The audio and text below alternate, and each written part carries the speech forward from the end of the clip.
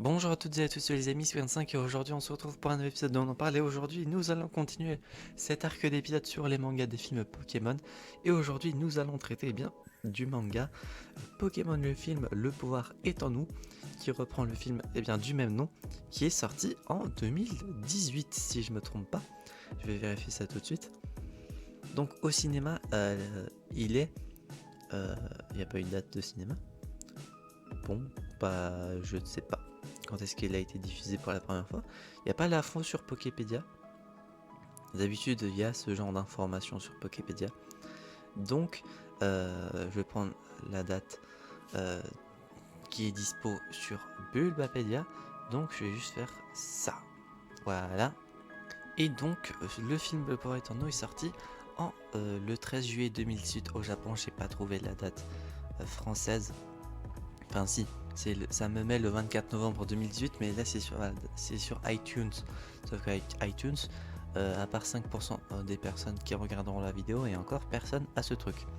Donc bon, on va commencer par le résumé, et ensuite on va continuer par les points négatifs et positifs, les quelques différences qu'il pourrait y avoir. Spoiler, il n'y en a pas, en tout cas Bulbapédia n'en présente pas, donc c'est qu'il n'y en a pas, ou alors la page n'est pas complète.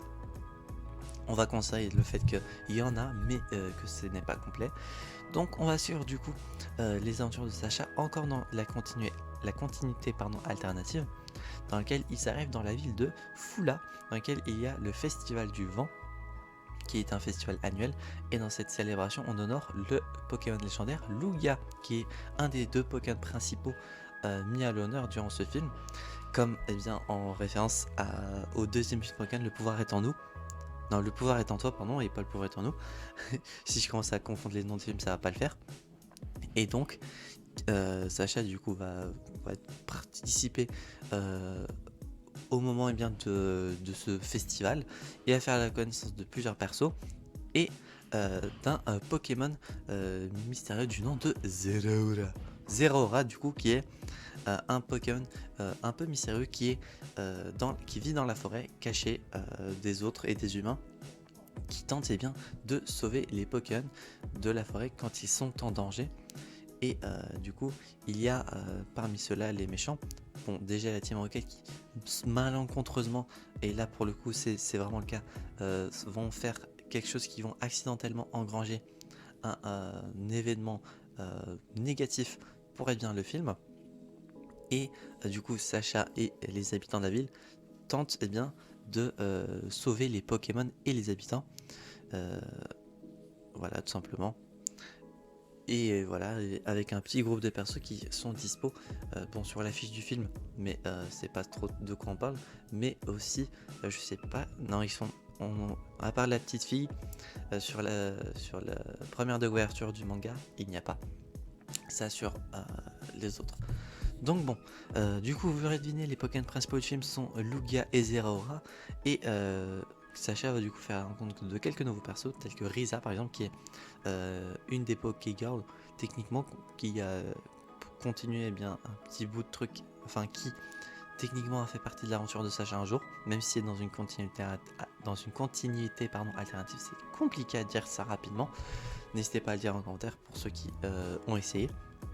Mais donc bon, point positif et négatif, le manga retrace bien selon moi le film. Donc voilà, les événements principaux, les choses. C'est toujours aussi plaisant de voir du coup Zeraora, parce que Zeraora, pour ceux qui voudront savoir, c'est un de mes Pokémon légendaires préférés. Je le trouve tellement classe, mais tellement dommage également qu'il n'y a pas plus de lore autour de ce Pokémon. C'est vraiment dommage pour le coup. Malgré tout, ça reste un Pokémon extrêmement stylé. En plus de ça, il est très fort en termes de strat. Enfin, c'est pas le Pokémon de l'année, mais il est quand même très très fort. Et sinon, bah voilà, j'ai pas grand chose à dire de plus. Pour la note sur 10, ça va aller sur un 9 sur 10 pour le manga Le pouvoir est en nous. Est-ce que vous l'avez lu? N'hésitez pas à le mettre en commentaire, ça va être intéressant de le savoir. Et j'espère également que la vidéo vous aura plu. Si c'est le cas, n'hésitez pas à vous abonner. D'ailleurs, avant de dire ça, niveau point négatif, j'en ai pas vraiment. Niveau point positif, l'histoire, les Pokémon, Lugia en lui-même, hein. Le style graphique qui est tellement joli, je trouve, que ce soit dans le film, mais là on parle pas du film, mais du coup dans le manga c'est retranscrit vraiment bien, j'ai trouvé.